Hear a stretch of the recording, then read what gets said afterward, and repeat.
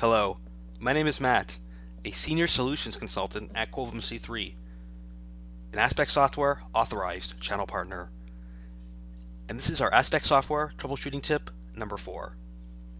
I had someone write me about their official schedule editor freezing within the EWFM platform. This would happen whenever the user attempted to save one or more segments.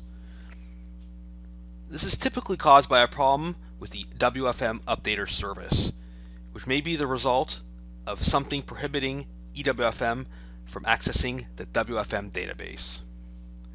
This problem can generally be resolved quickly by restarting the WFM updater service.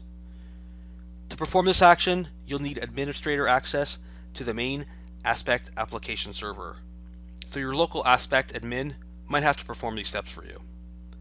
To do so, you'll want to search Windows and type Services.